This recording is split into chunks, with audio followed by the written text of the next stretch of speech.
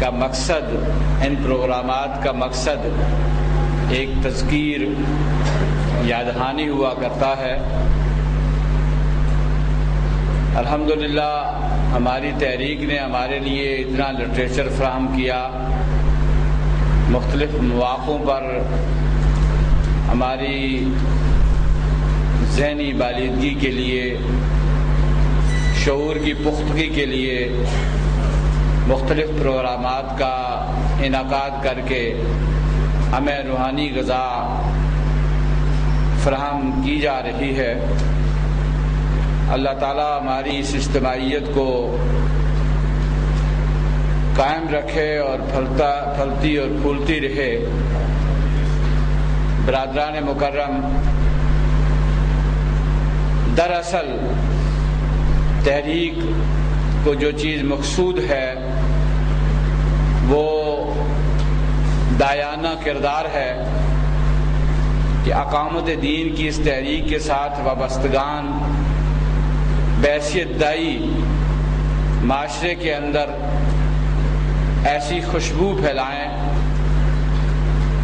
معاشرے کے اندر اپنا بہترین پیغام لے کر جائیں اور لوگوں کو حق کے ساتھ وابستہ کریں، اور حق کے ساتھ وابستہ کرنے میں جو مشکلات آئیں ان پر صبر کریں۔ اور آغاز میں جو لوگ موجود تھے تربیت گاہ کے اس آغاز میں نے عرض کیا تھا کہ سورہ یاسین کے اندر ایک داعی کا کردار میری اور آپ کی رہنمائی کرتا ہے۔ مختلف پروگرامات کے ذریعے بھی آپ نے یہ بات محسوس کی ہوگی کہ ہمارے مربین، ہمارے قائدین ہمیں اس داعیانہ کردار کو اپنانے کی تلقین کر رہے ہوتے ہیں کہ وہ داعی جو سورہ یاسین میں موجود ہے اس کا تذکرہ، کہ وہ نبی کی دعوت، انبیاء کی دعوت، انبیاء کا پیغام لے کر اپنی قوم اور اپنے معاشرے میں جاتا ہے کہ آپ ان نبیوں کو قتل کر چکے، ان کی اتباع کریں،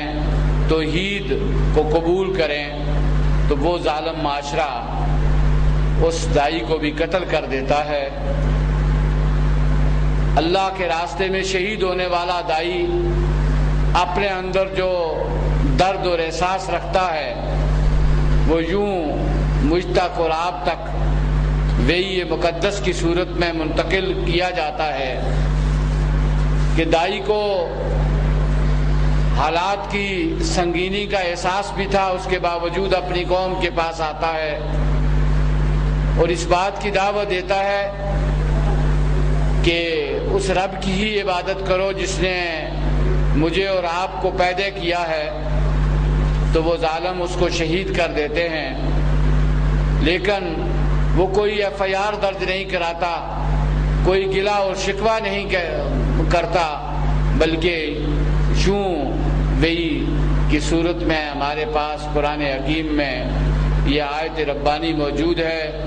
کہ اس داعی نے کہا قال یا لیت قومی یعلمون، کاش جس قوم نے مجھے قتل کیا،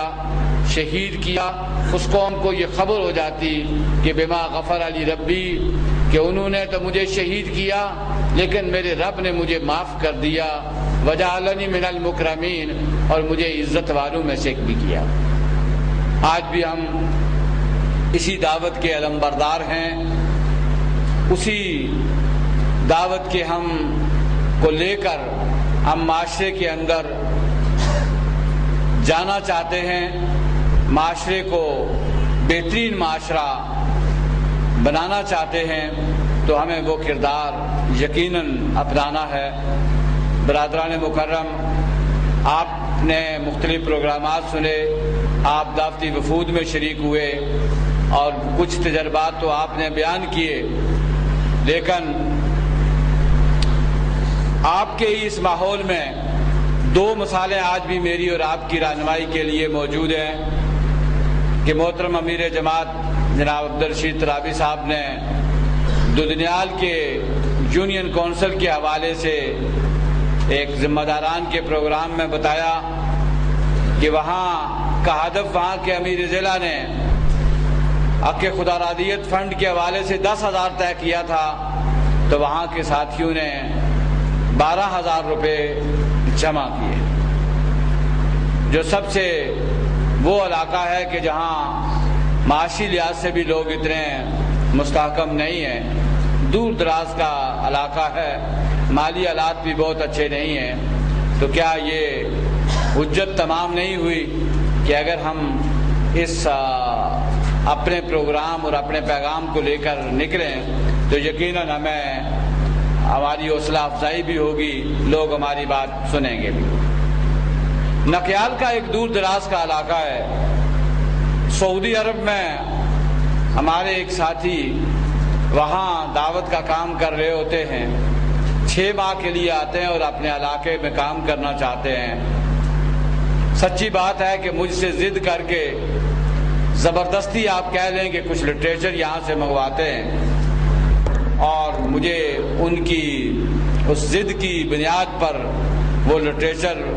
فراہم کیا۔ انہوں نے 5 مساجد کا انتخاب کیا، 5 یا 6 مساجد کا، اور ان مساجد میں خطبات حصہ اول اور شہادت حق کا مطالعہ ظہر اثر اور مغرب اور عشاء، اور ان اپنے ارد گرد کی مسجدوں میں روزانہ اس اجتماعی مطالعے میں شریک ہوتے رہے۔ اس کے نتیجے میں 70 سے زائد لوگ وہاں تحریک کے اندر شامل ہوئے۔ امیر ضلع کوٹلی بھی گئے، مجھے بھی وہاں حاضری کا شرف حاصل ہوا، اور آج انہی لوگوں میں سے ہمارے درمیان آج کے دور میں بھی یہ واقعہ ہوا کہ میرے اور آپ کے درمیان یہاں محترم جاوید ایڈوکیٹ صاحب موجود ہیں، جن کے والد محترم نے کہا کہ آپ کے پاس اتنی اچھی دعوت، اتنا اچھا پیغام ہے اور وہ ہم تک نہیں پہنچا، تو یہ بیٹا میں آپ کے حوالے کرتا ہوں، اس کی تربیت، ان کی حوصلہ افزائی کرنا اب آپ کا کام ہے۔ یہ آج کے دور میں بھی ایسا جو ہے وہ ممکن ہوا۔ جو بات میں آپ تک کہنا چاہتا ہوں، اور بلکہ میں چاہوں گا کہ اس علاقے میں جہاں سے جاوید ایڈوکیٹ صاحب تشریف لائے، وہ اپنی اگر الفاظ میں یہاں بات رکھیں گے تو شاید میرے اور آپ کے کا جو اصل کرنے کا کام ہے وہ ہمیں سمجھ میں آ جائے گا۔ مختلف پروگرامات کے ذریعے یہاں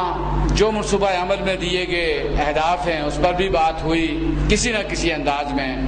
وہ ذاتی تربیت ہو، وہ اجتماعی اہل خانہ ہو، وہ اجتماعی اہل خاندان ہوں، وہ جماعت کے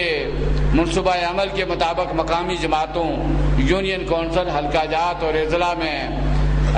جو دیے گئے پروگرامات ہیں ان کا انعقاد ہو، اس حوالے سے بھی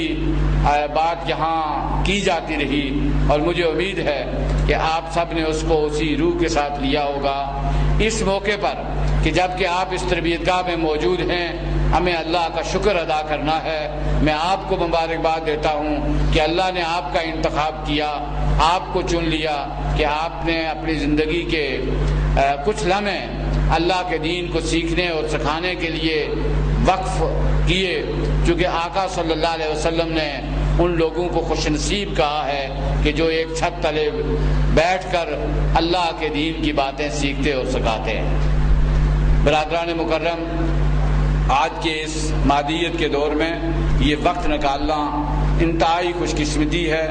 اللہ نے آپ کو توفیق دی، اس پر میں آپ کو مبارکباد دیتا ہوں۔ اللہ توفیق نہ دے تو کوئی وقت نہیں نکال سکتا۔ جب ہم اپنے ماحول میں جا کر دعوت کا کام نہیں کرتے، روزانہ ملاقات نہیں کرتے، روزانہ تلاوت نہیں کرتے، روزانہ یا ہفتہ میں اجتماعی اہل خانہ نہیں کرتے، سال میں اجتماعی اہل خاندان نہیں کرتے،